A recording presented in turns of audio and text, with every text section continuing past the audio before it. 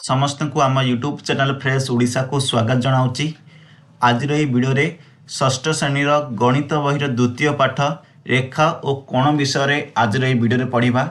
रेखा और कोण विषय पढ़ा सहित यही पाठरे जो क्वेश्चन आंसर गुड़िक रही से गुड़िक डिस्कसन करवा। पूर्व वीडियो मु प्रथम अध्याय से विषय पढ़ी प्रथम अध्याय विषय जब जानवा चाहूँगी ताले से वीडियोटी जाई देखिपारे आम प्लेलिस्ट मिल से वीडियो देखिए से पाठटी कंप्लीट बुझीपारे। तो समस्त की रिक्वेस्ट है समस्ते वीडियो को शेष पर्यंत देखिए। वीडियो को शेष पर्यंत देखिले रेखा कोण पाठटी डिटेल्स जापर।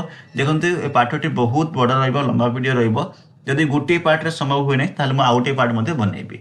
तो चलतु आज वीडियो स्टार्ट करवा और रेखा और कोण विषय आज वीडियो डिटेल्स से जानिबा। देखो रेखा और कोण, रेखा माने कौन, कोण माने कौन, एथि जानिपार रेखा माने जेकोसी गोटे रेखाखंड को रेखा कहवा एमती गोटे कोण माने जेकोसी दुईटा रेखाखंड मिसिले ताको कोण कहुए। ठीक अच्छे, रेखा कोण विषय किसी ना कि नॉलेज आपंकर थी। देखो एठार कौन कहुई अध्याय आम ज्यामितिर किसी मौलिक धारणा यथा बिंदु, सरल रेखा, रश्मि, रेखाखंड और कोण संपर्क जानिबा। ये जो पाठटी रही यही पाठटी आम बिंदु विषय जानिबा, सरल रेखा विषय जानिबा, रश्मि विषय जानिबा, रेखाखंड विषय जानिबा और कोण संपर्क जानिबा। बिंदु क्या कहुए, सरल रेखा क्या कहुए, रश्मि क्या कहुए, रेखाखंड क्या कहुए, एसत कोण क्या कहुए, से सब विषय जानिबा। यही धारणा गुड़िक सामांतरिक ज्यामितिर मूल भित्ति अटे। ये जो सबुगुड़िक रही बिंदु, सरल रेखा, रश्मि, यह सब हूँ ज्यामितिर मूल भित्ति। या अधिक जटिल ज्यामितिर धारणा गुड़िक बुझाइबार साहाय्य करता तथा आकृति अंकन करने यह साहाय्य करता है। ये सब रही सरल रेखा, बिंदु, रश्मि सब ज्यामितिर चित्र गुड़िक अंकन कर साहाय्य करुच्ची। सर्वप्रथम आसला बिंदु। बिंदु माने कौन? पेनसिल मुन साहाय्य कागज पृष्ठा पर गोटे दाग दियो। गोटे पेनसिल मुन साहाय्य कागज पृष्ठा पर गोटे दाग दब, दाग देल से दागटी को कौन कह से दागटी को बिंदु कह। देख पेनसिल मुन जी तीक्ष्ण रही दागटी सूक्ष्म रम पेनसिल मुनटी जी धारू रही जो बिंदुटी रहा छोट रे सूक्ष्म चित्रटी आमको बिंदु संपर्क धारणा दे था। ये चित्रटी आम बिंदु बोली कही था। बिंदु कहले आम गोटे निर्दिष्ट अवस्थिति को बुझी था जदिओ यार कौन दैर्घ्य ना, प्रस्थ ना कि उच्चता न थाए। बिंदुर केबे हेले दैर्घ्य रहा कि उच्चता रहा कि प्रस्थ रहा। देख ये बिंदुटी नेली मुझे गोटे बिंदु नहीं, ये बिंदुटीर कौन दैर्घ्य अच्छी कि प्रस्थ अच्छी कि ना कौन उच्चता अच्छी, तीन जाक ना। तो यहाँ हूँ गोटे बिंदु। तले किसी बिंदुर नमूना दिगला। देख तले किसी बिंदुर नमूना दी जाइए। कंपास अग्रभाग जानते यहाँ हूँ कंपास, यहाँ हूँ पेनसिल तीक्ष्ण मुन, यहाँ हूँ छुंचीर मुन। ओके, तो जदि खंडे कागज पृष्ठा पर तीनोटी बिंदु दियो। देख कही गोटे कागज पृष्ठा पर तीनोटी बिंदु देवाक कही। गोटे कागज पृष्ठा आम तीनोटी बिंदु देते, गोटे है जेड, आउ गोटे है टी, आउ गोटे है पी। तीन टा बिंदु देते नामकरण कर पृथक भाव दर्शाइवा आवश्यक बोली कही। पृथक भाव अलग अलग भाव दर्शा जाइए। से आम प्रत्येकटी बिंदु को इंग्राजी वर्णमाला जेड पी टी द्वारा दर्शा जाए। देख जेड टी और पी द्वारा दर्शा जाइए।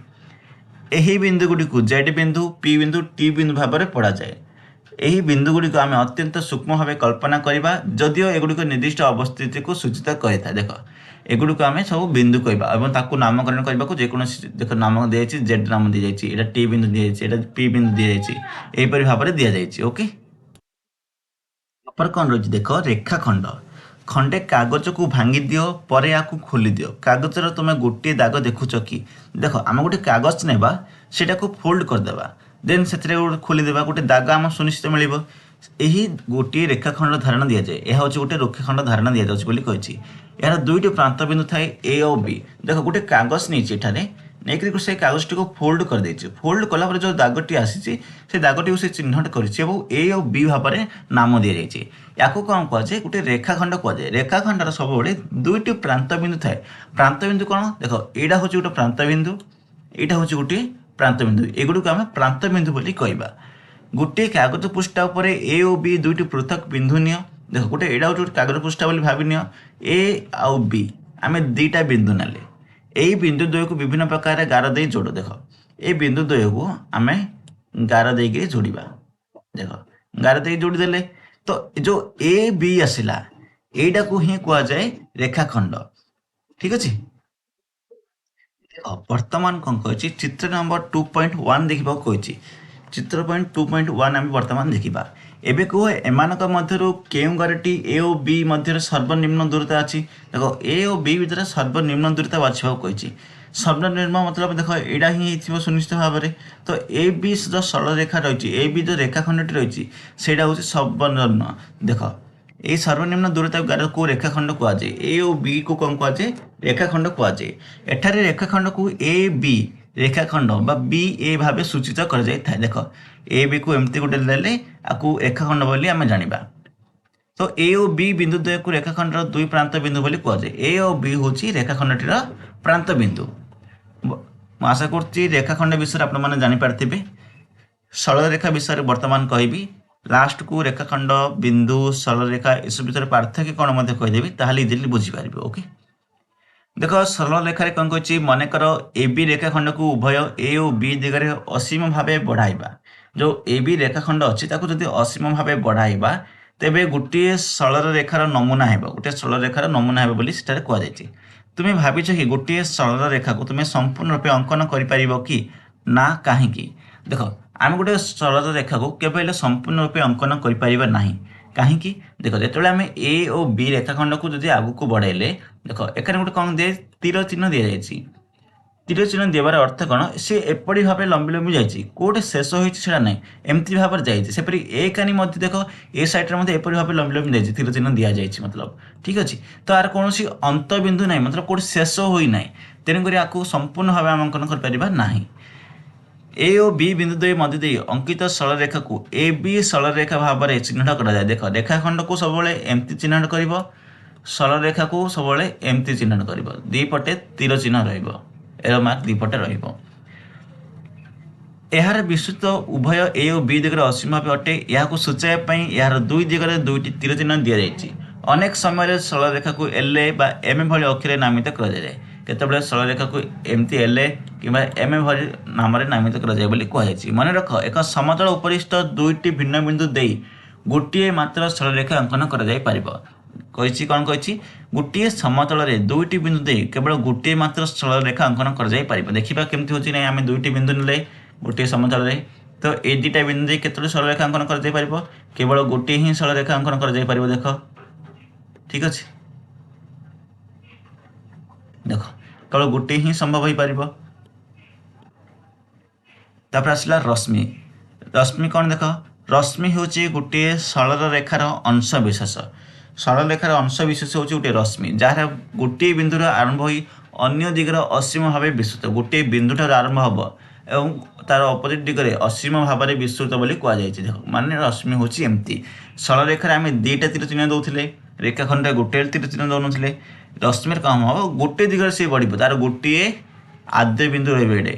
तो यू आरंभ करमती भाव में बढ़ी चलती। ठीक अच्छे, तार गोटे पटे तीर चिन्ह रहा रश्मि बोली कहवा। रश्मि केत देख संकेत दि जाए, बत्ती घर निर्गत होता आलोक रश्मि गृह, टर्च निर्गत आलोक रश्मि गृह, सूर्यंकर किरण। देख सूर्य किरण सूर्य आरंभ होती कड़े पर्यटन व्यापूँ से मापी पार ना। टर्च टर्च आलोक टर्च ठारू आरंभ, कितु कौटी पर्यटन जातु से जापर ना, से गोटे दिगरे जाऊँगी। तेणुक से गुड़ आम रश्मि बोली कहवा। रश्मि चित्र को 2.3 देखा जाए। देख यहाँ हूँ रश्मि, गोटे बिंदु आरंभ है, पी बिंदु देकरी से आगक जामान मध्य गोटे आद्य बिंदु ए, अन्यटी हूँ पी। रश्मि उपर रही रश्मि को संकेत एपी बोली लिखा जाओ। देख रेखाखंड लिखा आम एमती लिखा, रश्मि सरलरेखा लिखा एमती लिखा। जेकोसी यदि ए बी सरलरेखा लिखा ताकि आम रश्मि लिखा ताले एमती गोटे पद तीर चिन्ह दे लिखा। ठीक अच्छे, ताहले आम जानिपर जदि एपी आगे एमती चिन्ह अच्छी रश्मि बोली भाव, जदि एपी आगे जदि सरलरेखार चिन्ह अच्छी तार से सरलरेखा बोली भाव, रेखाखंड चिन्ह अच्छी तो रेखाखंड बोली भाव। तापर कौन आसला, आस बुझा। दीना गोटे कागज पृष्ठार बिंदुटे देला। दीना कौन कर गोटे कागज पृष्ठार बिंदुटे देती। यही बिंदु मध्य केतोटी सरलरेखा अंकन कर। ये जो बिंदु दे केतोटी आम सरलरेखा अंकन कर, गोटे दुईटा तीनटा चारिटा एपरी भाव में असंख्य आम कर बिंदु देकर। ठीक अच्छे, तो ये कौन लिख, असंख्य लिख।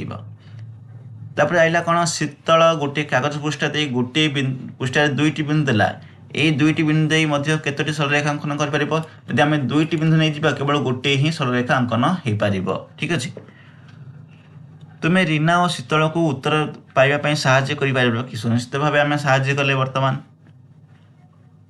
चित्र नंबर 2.4 देख यहाँ 2.4 देख यही चित्र में रेखाखंडर नाम को नामित कर चिन्हित होता 5टी बिंदु मध्य क्यों बिंदु गुड़िक रेखाखंड उपरिस्थ क्यों बिंदु गुड़िक दुईट रेखाखंड उपरिस्थ से अवस्थित देख रेखाखंड गुड़िक आम करवा LM रेखाखंड हम MP रेखाखंड PQ रेखाखंड QR रेखाखंड हम ठीक अच्छे तापर कौन अच्छी दुईट बिंदु क्यों क्यों बिंदु गुड़िक अच्छी M अच्छी P अच्छी आउ Q अच्छी ठीक अच्छे लिखित उत्तर यहाँ देन 2.5 रे रश्मि द्वयर नामकरण कर 2.5 रे रश्मि द्वयर नामकरण करा देख TATB अच्छी रश्मि तो उभय रश्मि टी हूँ आद्य बिंदु देख यहाँ हूँ टी हूँ तार आरंभ बिंदु ठीक अच्छे यहाँ उत्तर कौन हम हाँ टी हूँ आद्य बिंदु प्रत्येक स्थल में रफ चित्र अंकन कर ठीक भाव में बुझाई नामकरण कर देख 4 नंबर प्रश्न कही OP और QOQ ओ बिंदु मिलित होती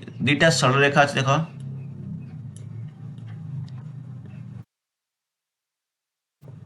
रेखा गुड़िक टे इग्नोर कर पेनसिल साइज सठिक भाव में होना तो देख ये OP कही ओ बिंदु आम नहीं जा OP मिश्रण करती तो ओ बिंदु नहीं जा ताल देख यहाँ को देदेबा आम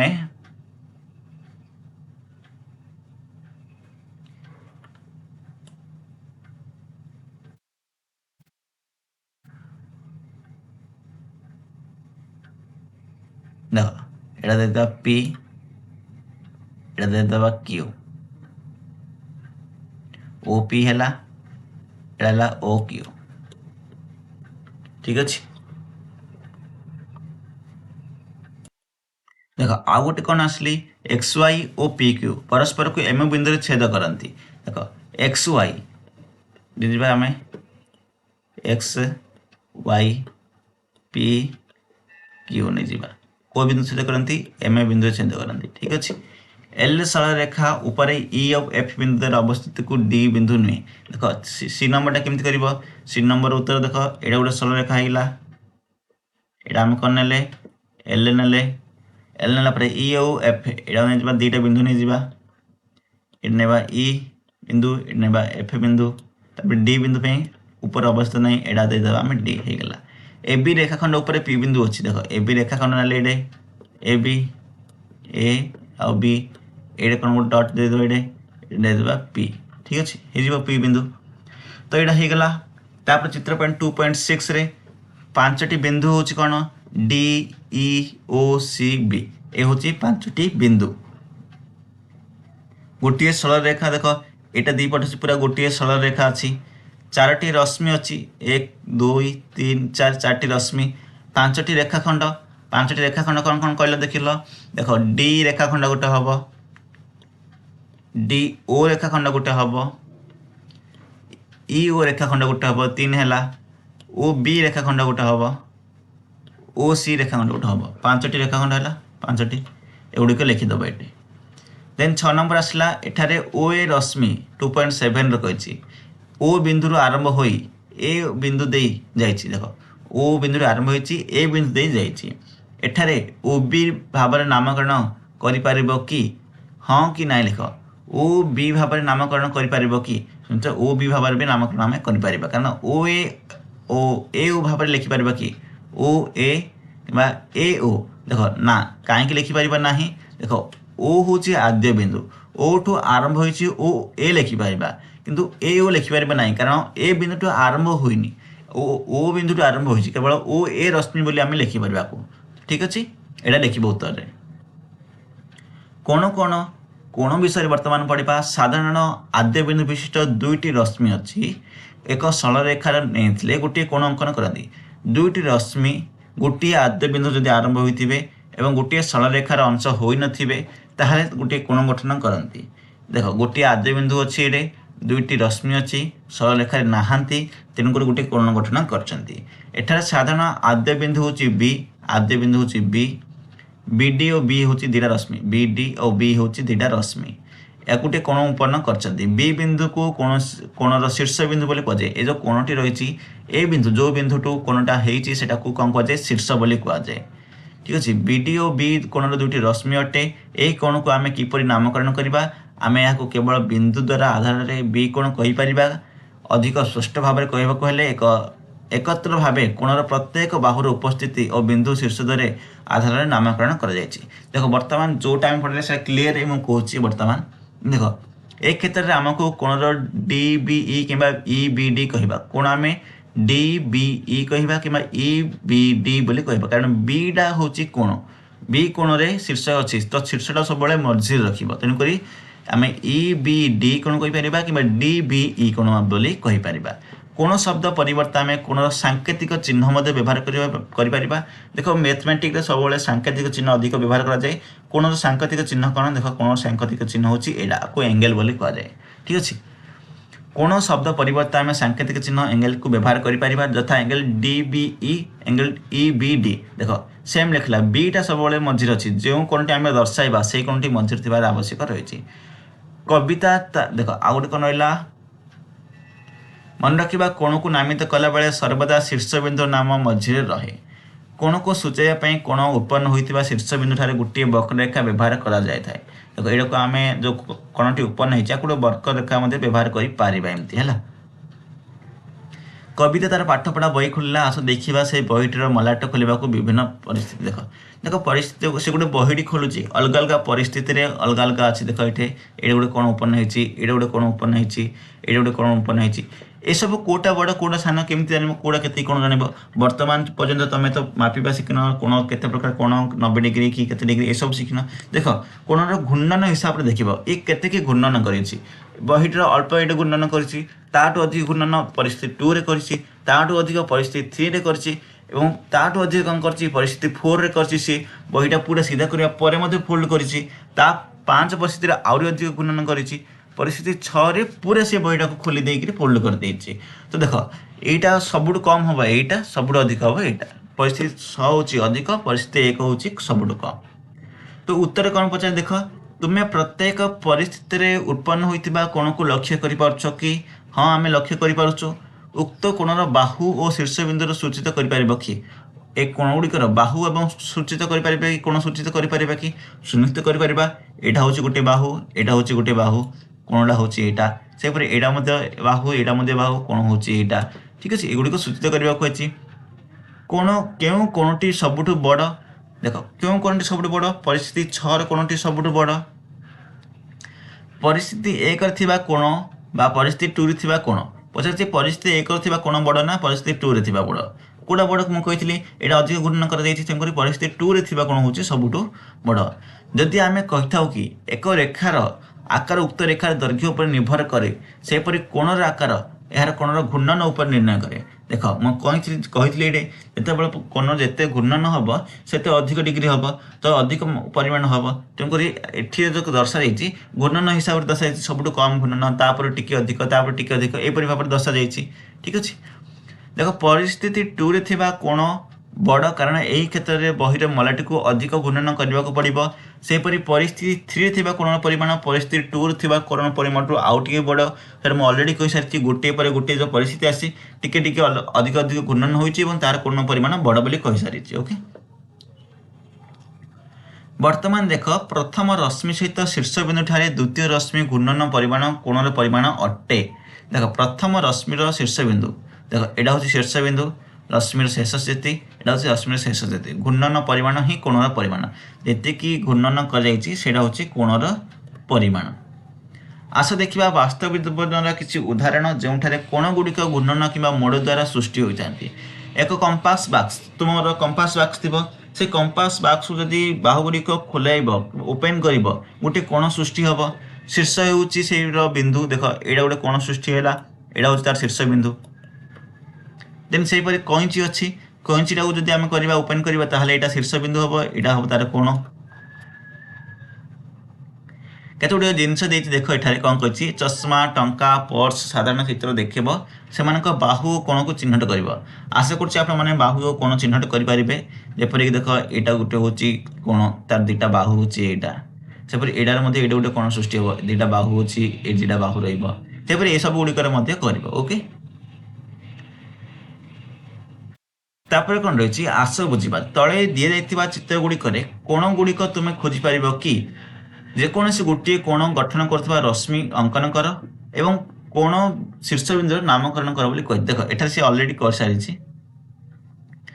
ଗୋଟିଏ ଶୀର୍ଷବିନ୍ଦୁ ଦେଇଛି ତାର ରଶ୍ମି ଅଙ୍କନ କରିଛି ଏବଂ କୋଣ ଗୁଡ଼ିକ ବାହାର କରିଛି। ଦେଖ ଆମେ ଏଇଟାକୁ ନେଇ ବି କରିପାରିବା। ଯଦି ଆମେ ଦେଖ ଏଇଟା ଆମେ କରିପାରିବା ଏମିତି ଏ କୋଣଟା ଠିକ୍ ଅଛି। ଏଇଠି ଗୋଟେ କୋଣ ସୃଷ୍ଟି ହେବ, ଏଇଠି ଗୋଟେ କୋଣ ସୃଷ୍ଟି ହେଉଛି, ଏ ଲାଇନ୍ର ହେବ।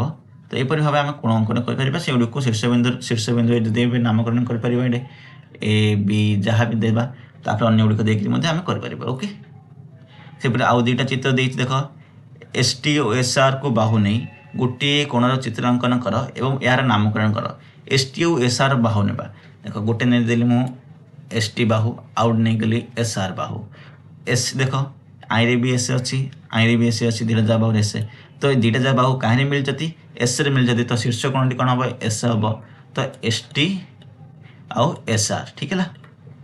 କୋଣଟି କ'ଣ ହେଲା? Angle T S R. ଏଠାରେ ଏ ପି ସି କୁ କାହିଁକି ଆମେ ପି ଭାବରେ ଲେଖିପାରିବା ନାହିଁ? ଦେଖ ଏଠାରେ ମୁଁ କହିଦେଲି ଏଙ୍ଗେଲ୍ ଟି ଏସ୍ ଆର୍ କହିଦେଲି, କିନ୍ତୁ ଏଠାରେ ଯେଉଁ ଅଛି ଏଙ୍ଗେଲ୍ ଏ ପି ସି କୁ ସିଏ ବି ଗୋଟେ କୋଣ ହେଉଛି। ତାହେଲେ ଆମେ ଏଙ୍ଗେଲ୍ ଏ ପି ସି କାହିଁକି ଲେଖିପାରିବା ନାହିଁ? ଧ୍ୟାନ ଦିଅ ପିଲାମାନେ ଏ ଚିତ୍ରଟି ଦେଖ। ଏଙ୍ଗେଲ୍ ପି କେବଳ ଏପିସିର ହିଁ ଏଙ୍ଗେଲ୍ ଏପିସି କହିଲେ ଆମେ ଏ କୋଣଟାକୁ ପୁରା ବୁଝେଇବା, କିନ୍ତୁ ଏଙ୍ଗେଲ୍ ପି କହିଲେ କାହାକୁ ବୁଝେଇବା ଆମେ? କାରଣ ଏଠି ଦୁଇଟା କୋଣ ଉତ୍ପନ୍ନ ହେଉଛି, ତ ଦୁଇଟା ଯାକ କୋଣରେ ଏଙ୍ଗେଲ୍ ପି ଯାଉଛି। ତ angle A P B B ହେଇପାରେ, angel A P C B ହେଇପାରେ, angel B P C B ହେଇପାରେ। ଏଙ୍ଗେଲ୍ ପି ମାନେ ତିନିଟା କୋଣ ଏଠାରେ ଯିବ। ତ ଆମେ ବୁଝିପାରିବା ନାହିଁ ଯେ ଏଙ୍ଗେଲ୍ ପି ମାନେ ଏ ପି ସି ବୋଲି। ଠିକ୍ ଅଛି, କାରଣ ଏଇଟା ଲେଖିବ ତୁମେ, ଏ ଲେଖିପାରିବା ନାହିଁ। କାରଣ ହେଉଛି ଏ ରିଜନ୍ଟା ମୁଁ ଯେଉଁଟା କହିଲି। ତଳେ ଦିଆଯାଇଥିବା ଚିତ୍ରର କୋଣ ଗୁଡ଼ିକର ନାମକରଣ କର। ଦେଖ ନାମକରଣ କରିବା ଦ୍ୱାରା ଗୋଟିଏ କ'ଣ ହେବ? କ୍ୟୁ ଟି ଆର୍, ଆଉ ଗୋଟେ କ'ଣ ହେବ? ଏଙ୍ଗେଲ୍ ପି ଟି ଆର୍। ଠିକ୍ ଅଛି। 5 ନମ୍ବର ଅଛି ଗୋଟିଏ ସରଳ ରେଖାରେ ନଥିବା ଯେକୌଣସି ତିନୋଟି ବିନ୍ଦୁକୁ ଖାତାରେ ଚିହ୍ନଟ କର। ଦେଖ ଗୋଟିଏ ସରଳ ରେଖାରେ ନଥିବା ଯେକୌଣସି ତିନିଟି ବିନ୍ଦୁ ଗୋଟେ ଖାତାରେ ଚିହ୍ନଟ କରିବା। ଦେଖ ଏ ତିନିଟା ନେଲେ ଆମେ ଗୋଟିଏ ସରଳ ରେଖାରେ ନାହାନ୍ତି, ସେମାନଙ୍କ ନାମ ନିଅ ଏ ବି ସି। ଏ ବି ସି ବୋଲି ନାମ ଦେଇଦେଲେ। ଯେକୌଣସି ଦୁଇଟି ବିନ୍ଦୁକୁ ସଂଯୋଗ କରି ସମସ୍ତ ସମ୍ଭାବ୍ୟ ସରଳରେଖା ଅଙ୍କନ କର। ଯେକୌଣସି ଦୁଇଟି ବିନ୍ଦୁକୁ ଯୋଗ କରି ସରଳରେଖା ଅଙ୍କନ କଲେ କ'ଣ ହେଲା? ଗୋଟେ ସରଳରେଖା ହେଲା। କେତୋଟି ସରଳରେଖା ଅଙ୍କନ କରିପାରିବ? ଉତ୍ତର କ'ଣ ଆସିବ? ଗୋଟିଏ ସରଳରେଖା ଅଙ୍କନ କରାଯାଇପାରିବ। ସେଗୁଡ଼ିକର ନାମକରଣ କର। ଏ ବି ସିର ବ୍ୟବହାର କରି କେତୋଟି କୋଣ ଅଙ୍କନ କରିପାରିବ? ଯଦି ଏ ବି ସିକୁ ପୁରା ବ୍ୟବହାର କରିବା, ତିନୋଟି କୋଣ ଅଙ୍କନ କରିପାରିବା। କ'ଣ? ଏଙ୍ଗେଲ୍ ଏ, ଏଙ୍ଗେଲ୍ ବି, ଏଙ୍ଗେଲ୍ ସି। ତାପରେ ଏଗୁଡ଼ିକୁ କୋଣଗୁଡ଼ିକୁ ଚିହ୍ନଟ କରିବାକୁ କୁହାଯାଇଛି। ବକ୍ରରେଖା ଦ୍ୱାରା ଏଗୁଡ଼ିକୁ ଚିହ୍ନଟ କରିବ। ଓକେ, ତାପରେ 6 ନମ୍ବର ପ୍ରଶ୍ନ ହେଲା ତୁମେ ଗୋଟିଏ କାଗଜ ପୃଷ୍ଠର ଯେକୌଣସି 4ଟି ବିନ୍ଦୁକୁ ଏହିପରି ଚିହ୍ନଟ କର ଯେପରିକି ସେମାନଙ୍କ ମଧ୍ୟରୁ 3ଟି ବିନ୍ଦୁ ଗୋଟିଏ ସରଳ ରେଖାରେ ନଥିବେ। ଦେଖ ଏମିତି 4ଟି ବିନ୍ଦୁ ଆମେ ନେଇପାରିବା। ଠିକ୍ ଅଛି, ସେଗୁଡ଼ିକୁ ଏ ବି ସି ଡି ନାମ ଦେବା। ଯେକୌଣସି ମଧ୍ୟ ଦେଇ ସରଳରେଖା ଅଙ୍କନ କର। କେତୋଟି ସରଳରେଖା ଅଙ୍କନ ହୋଇପାରିବ ସେଗୁଡ଼ିକ ନାମ ଦିଅ। ଏ ବି ସି ଡି ବ୍ୟବହାର କରି ତୁମେ କେତୋଟି କୋଣ କରିପାରିବ? এটা তুমি ନିଜେ କରିବ, ଯେଉଁଟା ମୁଁ ଏଇଟା କହିଲି। ଯେମିତି କହିଲି 4ଟି ବିନ୍ଦୁ ନେବ, କେତୋଟି କୋଣ ଉତ୍ପନ୍ନ ହେଉଛି ଦେଖିବ। ଯଦି 4ଟି ନେବ କହିଲେ ଲଗଭଗ ଏଠାରେ ଦେଖ 1 2 3 4ଟା, ତ ଗୋଟିଏ କୋଣ, 2ଟି କୋଣ, 3ଟି କୋଣ, 4ଟା କୋଣ ହେବ। ଦେନ୍ 5ଟା କୋଣ ହେବ, 6ଟା କୋଣ, 7ଟା 8ଟା କୋଣ ହେବ, 9 10 11 12ଟା କୋଣ ହେବ। ଲଗଭଗ 12ଟାରୁ ଉପରେ କୋଣ ହେବ। ଆପଣମାନେ ଚେକ୍ କରିବେ, ଚେକ୍ କରିକିରି କରିବେ। ଓକେ, ବର୍ତ୍ତମାନ କୋଣମାନଙ୍କ ମଧ୍ୟରେ ତୁଳନା। ଦେଖ ଏଇଟା ଗୋଟେ କୋଣ ଆସିଲା, ଏଇଟା ଗୋଟେ କୋଣ, ଏଗୁଡ଼ିକ କୋଣ ସବୁ ଯେଉଁଟା ମୁଁ କହୁଛି ସେଇଟା ହିଁ ଏଠି ଲେଖାଯାଇଛି। ଓକେ, ତ ଦୁଇଟି କୋଣର ତୁଳନା କରିବା କ'ଣ ସବୁବେଳେ ସହଜ କି? ଦୁଇଟି କୋଣର ତୁଳନା କରିବା ସବୁବେଳେ ସହଜ, କାରଣ ଯେତେବେଳେ ଆମେ କୋଣର ପରିମାଣ ଜାଣିଦେବା ତାହେଲେ ଆମେ ଇଜିଲି କୋଣଟିକୁ ତୁଳନା କରିପାରିବା।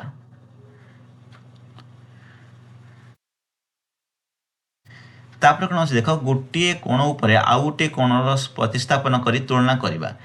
ଗୋଟିଏ କୋଣ ଉପରେ ଆଉ ଗୋଟିଏ କୋଣ ପ୍ରତିସ୍ଥାପନ କରିବାକୁ କହୁଛି। ଦେଖ ଯେକୌଣସି ଦୁଇଟି କୋଣରୁ ଗୋଟିଏ କୋଣକୁ ଅନ୍ୟ କୋଣ ଉପରେ ରଖିବା, ଅର୍ଥାତ୍ ପ୍ରତିସ୍ଥାପନ କରିବାକୁ ତୁଳନା କରାଯାଇପାରିବ। ଗୋଟିଏ କୋଣକୁ ଅନ୍ୟ କୋଣ ଉପରେ ରଖିବା ସମୟରେ ଧ୍ୟାନ ଦେବା ଉଭୟ କୋଣର ଶୀର୍ଷବିନ୍ଦୁ ଗୋଟିଏ ହେଇଥିବ। ପ୍ରତ୍ୟେକ ପ୍ରତିସ୍ଥାପନ ହେବାର ସ୍ପଷ୍ଟ ଦେଖ ଏଥର ଚିତ୍ରଟି କହିଛି ଏ କୋଣ ଆଉ ଏ କୋଣ ଦୁଇଟାକୁ ମିଶାଇ ଦେଇଛି ହେଲା। तो देख ये दुईटा जाक कौन को मिसिक यहाँ कर देख पी क्यू आर कौन अच्छे ये ए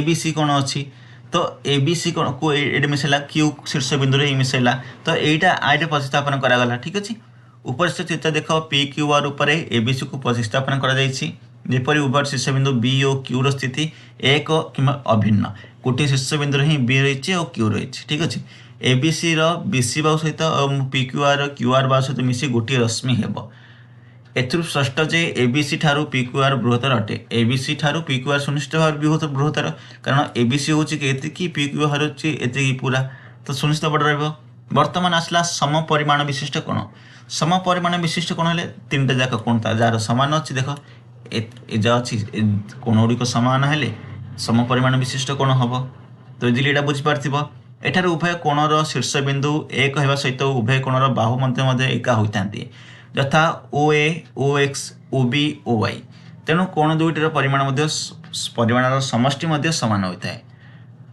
देख ये कोण गुड़िक सम परिमाण विशिष्ट विवेचना कर कारण हूँ जिते आम ये कोण को घूर्णन गठित कर कल्पना करूँ आम देखिपार जे ओ B O A O Y O x पर्यंत नेबापी सामान परिमाण घूर्णन करने को पड़ेगा जितेबाला दुईटी कोण मध्य गोटे अन्य उपर प्रतिस्थापन कराए से प्रत्येक कोण शीर्ष बाहु एक और अभिन्न रही कोण द्वय परिमाण समस्त जो कोण द्वय परिमाण अच्छी से गुड़िक सामान रहा देख सम परिमाण विशिष्ट जदि कोण को एक अच्छी गोटे उपर आउ गोटे प्रतिस्थापन करें दुईटा जाक सेम रही ठीक अच्छे देख ए दुईटा को प्रतिस्थापन गोटे कर तो कोण सामान अच्छी तापर देख आउ कि कोण दी जाइए कि कागज गोटे आयतकार चित्र नहीं जाइए कागज नहीं फोल्ड कर गोटे आयतकार चित्र पृष्ठ को भांगी दी जाइए सृष्टि होता भांग उपर रेखाखंड अंकन कर देन एठार क्वेश्चन नंबर 2 पचार सब बड़ कोटा छोट कोण कोटा पचार स्थापन कर बड़ कोण कोटा छोट कोण कोटा देख यहाँ सुनिश्चित भाव अधिक गुणन कर बड़ रहा छोट रहीपरी भाव में देख यहाँ कौन यहाँ छोट रहा बड़ रहा देख कोण यहाँ जो मुझे कहूँ पूरा इजी हो कोण केत प्रकार कोण डिग्री ये सब विषय जान परिमाण विषय जान कोण मुख्यतः 3 प्रकार थाए सूक्ष्म कोण स्थूल कोण समकोण सूक्ष्म कोण क्या कहवा जदि 90 डिग्री कम हो सूक्ष्म कोण कहवा 90 डिग्री है समकोण कहवा 90 डिग्री अधिक हेल्ले स्थूल कोण कहवा देख 90 डिग्री मतलब देख एमती स्ट्रेट लाइन थी दुईटा स्ट्रेट लाइन को मिसेब यहाँ 90 डिग्री हम यदि आठू कम कर सूक्ष्म कोण हो आठू बढ़ेदेव स्थूल कोण होठू आप अनुमान कर सबकि इजिली कर नेक्स्ट अच्छे देख आगू आगू गले कोणर परिमाण विषय लिखा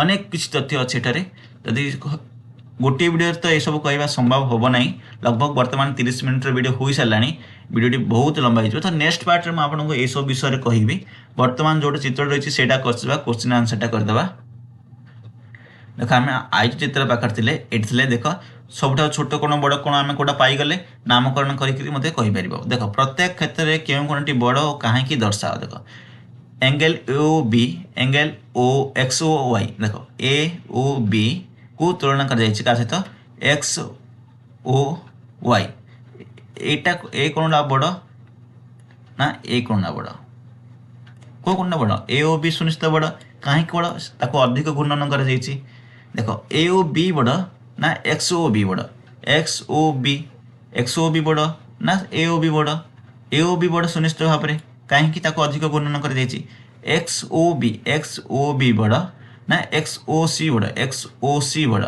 एक्स ओ बी और एक्स ओ सी देख दुईटा जाक कोण परिमाण सामान यहाँ कौन हम दुईटा जाक कोण परिमाण सामान एक्स ओ बी और सी गोटे रश्मि उपर अवस्थित अच्छा ठीक अच्छे तुम्हें कोणटी तुम्हें क्यों कोण बड़ भाव ये लिखा कही तुम्हें सांग मान सहित आलोचना करने को कही देन 3 नंबर प्रश्न कौन रही एक्स ओ वाई और ए ओ बी मध्य क्यों कोणटी बड़ एक्स ओ वाई एक्स ए ओ बी ए दुईटा मत ए कोणटा ना ए कोणटा कौटा बड़ बोली भावुच लक्ष्य कर कौटा बड़ बोली भावुच से आंसर लिखा कारण कहीं सेटा लिखा कहुई यहाँ तुम रखीदेली देख यहाँ मुझे बुझी अलरेडी यहाँ मत बुझिली जितक भी कोण विषय बुझेली अनुमान कर एक्स ओ वाई बड़ ना ए ओ बी बड़ ठीक अच्छे ये दुटा भितर कंपेयर कर जो कोणटी बड़ रे कोणटी यहाँ लिख और कारण कहीं बड़ रहा सेटा लिख ठीक अच्छे कारण लिखिपर अधिक घूर्णन कर तार कोण परिमाण अधिक जो कारण तुम भाईपार से लिख एवं एक्स वाई ओ भी कोटा बड़ लिख तो आशा करुँचे बुझीपारे नेक्स्ट पार्ट अदर पार्ट गुड़ी बुझा कौन विषय अन्य जिन गुड़िक जाना वर्तमान पर्यंत जहाँ भी पढ़ी से गुड़िक बहुत इंपोर्टाट अच्छी आपने मन रखिथे बोली मोर आशा रही। तो चलते आज भिडियो ये रखा पुणी मिसवा आउ गोटे भिडियो भल लगी भिडियो को लाइक करेंगे शेयर करेंगे और सब्सक्राइब करेंगे और यही प्रकार इनफॉर्मेटिव वीडियो देखापी बेल आइकन को प्रेस करी ऑल नोटिफिकेशन को क्लिक कर रखिए आगामी वीडियो नोटिफिकेशन टी आपण पाखक सुनिश्चित मिल पार।